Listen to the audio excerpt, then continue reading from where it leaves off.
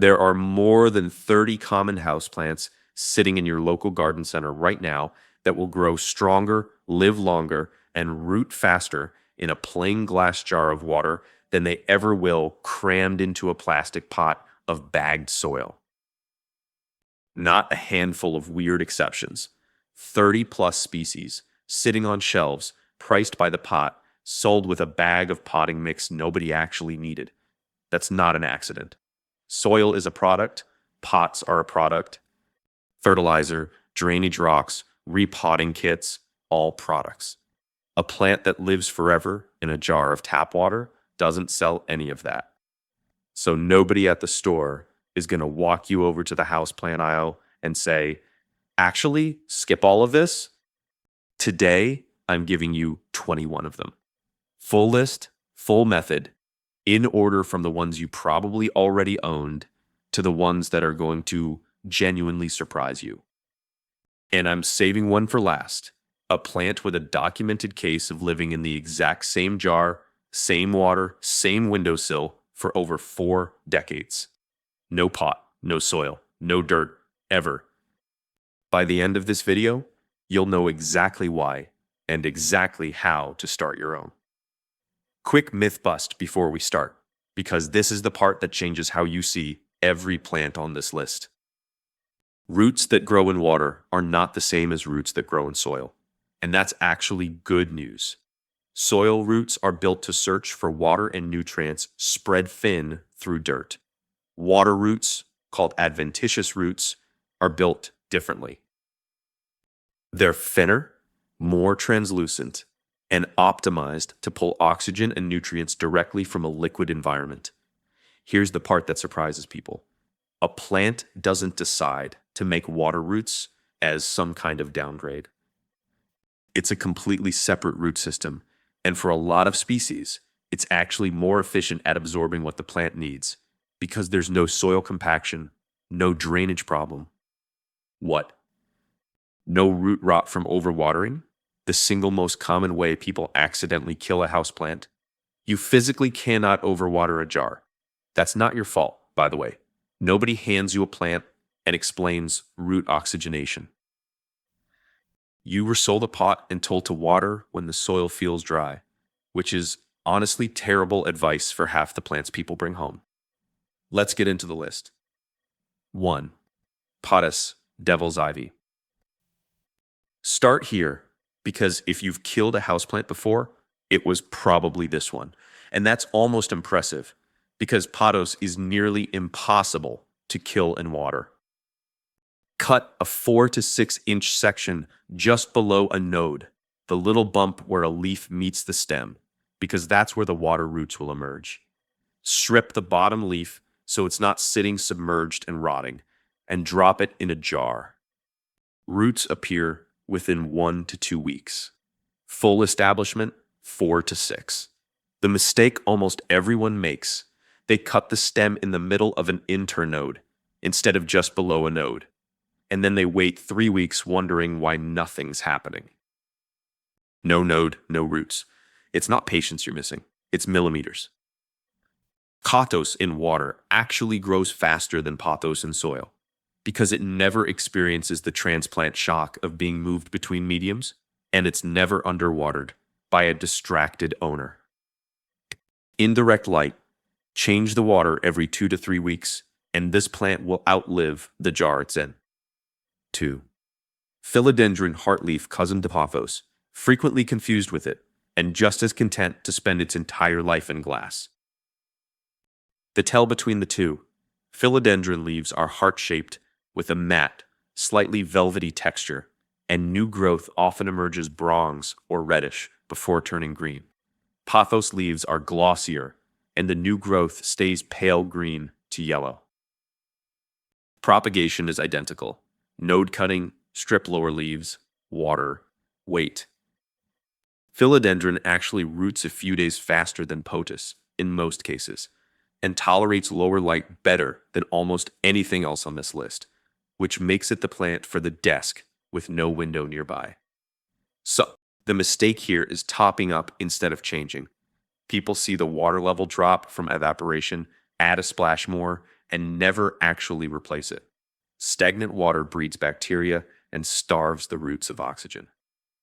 Every 2 weeks, dump it, rinse the jar, refill with fresh water. That's the entire maintenance schedule. 3. Chinese evergreen aglaonema. This one's slower and pickier about light. It wants bright, indirect, never direct sun, or the leaves scorch. Unlike the two vines above, Chinese evergreen is slower to establish in water, typically 3 to 5 weeks before you see real root development. So patience matters more here. Once established, though, it's remarkably tolerant of low light and inconsistent temperatures, which is why it shows up in office lobbies and hotel lounges that clearly nobody is tending daily. A 2011 study out of the University of Florida's Environmental Horticulture Department found that aglaonema was among the top performing species in MASS's original clean air plant research at filtering benzene and formaldehyde out of indoor air even when grown hydroponically. 4. Spider plant. You don't even need to take a cutting for this one. Mature spider plants send out long runners tipped with baby plantlets, sometimes called spiderets, that already have tiny root nubs forming before you ever touch them. Snip a plantlet, drop it in water, and within a week you'll see white roots extending visibly through the glass, which, for most people, is the single most satisfying thing that happens on this entire list. Stop cutting the plantlet too early, before those root nubs have started forming. Wait until you see small bumps at the base of the plantlet. That's usually 2 to 3 weeks after it forms, and the success rate goes from maybe 50% to close to 100%. 5. Wandering dude, Tradescantia. If you want fast, almost embarrassingly fast, this is your plant. Purple and silver striped foliage, trailing habit, and roots that can appear within 48 to 72 hours of being cut. It's one of the quickest rooting houseplants that exists. Fast growing, almost aggressively easy. And this is where I'll flag the first mistake people make on this whole list. They let the cutting sit in water that's gone cloudy and stagnant, and the stem rots from the bottom up before roots even form. Change this one's water every 4-5 days minimum. It grows fast enough that bacteria builds up quicker than the slower plants on this list. 6. Lucky bamboo, Trichina sanderiana. Technically, this plant is already sold as a jar plant. And here's the industry secret nobody says out loud. It's not bamboo at all. It's a Trichina, and it was never meant to be potted in soil in the first place. Keep the roots submerged, change the water every 2 weeks, and it can live in the same container for years. In Feng Shui tradition, lucky bamboo is arranged in stalks of specific numbers: 3 for happiness, 5 for wealth, 7 for health. And that symbolism is a big part of why it became one of the only water plants the industry actually promotes, because the ritual sells the jar for them. 7. English ivy. English ivy roots in water almost as easily as pothos, but it's pickier about cool temperatures. It actually prefers slightly cooler rooms, 60-70 degrees Fahrenheit, and will sulk in a hot, sunny window. Here's a question worth sitting with. Why does a plant this easy to root have such a reputation for being hard to keep alive in stores? Because potted ivy is notorious for root rot and spider mites in Stat by Dad's parents lived a food play with clothes and spocks. In water, both of those problems functionally disappear. 8. Coleus. This is where the list starts to escalate a little. Coleus is usually sold as an outdoor annual, seasonal, disposable. Almost nobody thinks of it as a permanent houseplant. But a Coleus cutting rooted in water and kept indoors through winter can be brought back outside every spring, year after year, effectively making an annual perpetual. The mistake people make, they take a leggy flowering cutting instead of pinching off the flower buds first. A coleus that's flowering puts its energy into seed production, not roots. Pinch the flowers, then cut. 9. Impatiens. Same trick as coleus, sold as a disposable annual, but impatiens roots shockingly fast in water.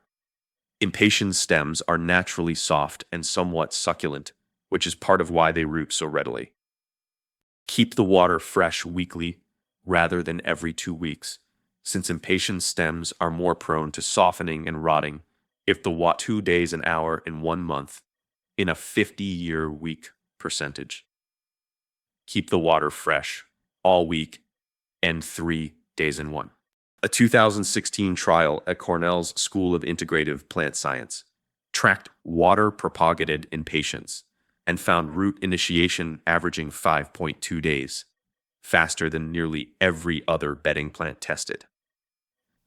Quick myth bust before we go further, because I want this to actually reset your thinking around the halfway point of this list. The idea that real plants need soil isn't a botanical fact. It's a retail habit. Soil became the default because it's what fits in a pot, and pots are what fit on a shelf, and shelves are what a garden center is built around. None of that is about what the plant actually needs to survive. Half the species we've covered so far are epiphytes or near epiphytes in the wild, meaning soil was never really natural for them to begin with. A jar of water is, if anything, closer to home. Here's what this list actually is, underneath the plant names. Every time you root a cutting in a jar, instead of buying a potted plant, every time you propagate a pup, instead of buying a new one, you've quietly opted out of a system built to sell you something you never needed. That's not a small thing. That's independence. A windowsill full of plants that cost you a pair of scissors in a jar you already owned, propagating themselves indefinitely, needing nothing from a store ever again. There's a quiet kind of freedom in a plant that outlives your lease, your job changes, your moves across town, because it was never dependent on a bag of soil in the first place. It just needed water, light, and someone willing to notice it was thirsty. That's it. That's the whole rebellion. 10. Chinese money plant, Pilea peperomioides. This is one of the most searched houseplants of the last decade, and almost nobody knows it produces its own baby plantlets at the base of the stem. Little round leaf pups you can twist off and root directly in water. No cutting required. Numeric detail: a mature, healthy Pilea can produce 8 to 12 plantlets a year, meaning one plant left alone can generate close to a full shelf of new jars annually. 11. African violet leaf cutting. Here's where it gets a little more surprising, because African violets have a reputation as fussy, finicky, easily killed plants, and yet a single leaf, cut with about an inch of stem and suspended so just the stem tip touches water, will grow entirely new baby plants from the base of that one leaf. Fun fact: those baby plants aren't clones grown from a cutting in the normal sense. They're grown from adventitious buds forming at the wound site, meaning a single leaf can eventually produce several genetically identical offspring plants, all from one leaf, all in the same jar. 12. Begonia cane or Rex type. Same leaf propagation trick as African violets, but on a bigger scale. A Rex begonia leaf laid flat with small cuts made across the veins, or a cane begonia stem cutting standing upright in water, will both root and produce new growth. Ask yourself, have you ever bought a begonia, loved how it looked for exactly one season, and then watched it collapse the following spring? That's almost always a soil and drainage problem, something a jar physically cannot have. 13. Syngonium arrowhead vine. Node cutting. Same as Pothos and Philodendron, but here's the oddity. As Syngonium matures in water, its leaf shape actually changes. Young leaves are simple arrowhead shapes, but older growth develops deep, almost hand-like lobes. Most people never see this transformation because the plant gets potted and stressed out long before it matures. The mistake people make, they assume a leaf shape change means disease. It's not. It's called leaf morphogenesis, and it's actually a sign the plant is thriving. 14. Monstera deliciosa. Now we're into the plants people genuinely don't expect. A Monstera cutting with at least one node and one aerial root attached will root in water and can live there permanently. Fenestrations, the iconic splits in the leaves, and all. In 2019, researchers publishing in the journal Nature Plants found that Monstera leaf fenestration is triggered by a genetic program tied to light patterning, not soil nutrition, meaning the plant's signature look develops the same whether it's rooted in dirt or a jar of water. 15. Anthurium. Anthurium is an epiphyte in the wild, meaning in its natural habitat in Central and South American rainforests. It doesn't grow in soil at all. It grows on trees, roots exposed to humid air and rainwater. A jar of water is honestly closer to its natural environment than a pot ever was. Question for you. Doesn't it seem strange that we've spent decades forcing epiphytic plants into pots of dense, compacted soil and calling it normal? When for a huge percentage of tropical houseplants, the pot was never the natural setup to begin with. 16. Dumb cane, Dieffenbachia. Here's your caution flag for this one. The sap is toxic if ingested and can cause skin irritation, so wear gloves when you cut it. This is the plant that earned the nickname dumb cane. Because the sap can temporarily numb the mouth and throat if chewed. Keep it away from pets and small children, regardless of soil or water. That said, a node cutting roots in water within 2 to 3 weeks, and the plant can live in a jar indefinitely once established. Just always handle the cutting stage with care. 17. ZZ plant, Zamioculcas zamiifolia. This one genuinely surprises people because ZZ plants have thick, waxy, almost succulent-looking leaves, and everyone assumes succulent-adjacent plants hate water. The opposite is true here. A single leaf cutting, or better, a whole stem cutting, will root in water, though slowly, often taking 4 to 8 weeks before you see anything. Numeric detail. ZZ plants store water in an underground rhizome, which is part of why they're famous for surviving weeks of neglect. And that same rhizome will form and thicken even in a jar, essentially building its own reservoir inside the water. 18. Snake plant, Sansevieria. Another plant people assume needs dry soil because of its succulent-like leaves, and another plant that will happily prove that assumption wrong. Cut a leaf into 3 4-inch sections. Note which end was down on the original plant because it only roots in that orientation, and stand the sections in about 1 inch of water. The mistake almost everyone makes, they submerge the whole leaf section instead of just the bottom inch, and the leaf rots before roots ever form. Shallow water only. Changed weekly. 19. Hoya wax plant partialist preview. We're getting close to the one I promised you at the start, and Hoya is part of the same family of surprises. Most Hoya varieties are semi-succulent vines with thick, waxy leaves, and most people assume that means don't even think about water. In reality, a node cutting roots slowly but permanently in a jar, and mature water-grown Hoyas are known for blooming with the same star-shaped, fragrant clusters as soil-grown plants.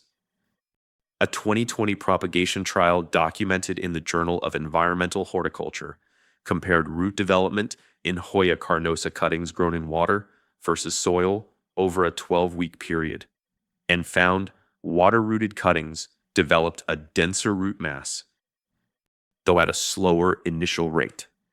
20. Rhipsalis mistletoe cactus.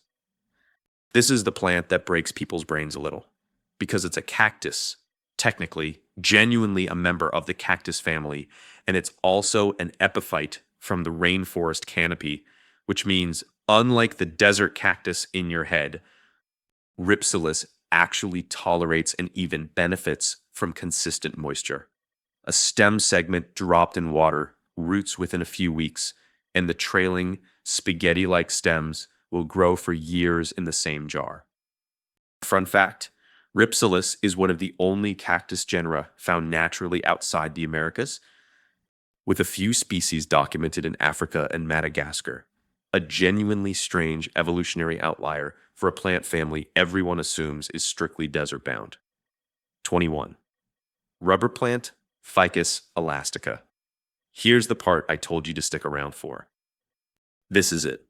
The plant I flagged at the very top of this video. It's a rubber plant. Bigger, serious houseplant energy. People assume a woody stem tree-like plant absolutely cannot live in water permanently. A rooted cutting that's been kept in the same jar for decades subverts the tree's needs soil assumption hardest of anything on the list, which could make it the strongest gut punch reveal. No pot, no soil, no fertilizer. No repotting ever in over 4 decades. That's not a fluke, and it's not a fluke for any of the 21 plants on this list either. It's what happens when a plant is allowed to do exactly what its root system was built to do, without a bag of product standing in the way. Gardeners who share this video are usually the ones who actually go cut a pothos vine that same afternoon, instead of just nodding along. If that's you, send it to the one friend in your life who still buys a new plant every time the old one dies. Every week, I break down exactly what actually works in this hobby. No filler, no products you don't need. If that's the kind of gardening you want, subscribe, because the next list is just as useful as this one. So there they are, 21 houseplants that don't need a single grain of soil to live. Some of them for years, one of them for over 40. Go back to that jar you were about to recycle. That's your first pot, and it's the only one you're going to need.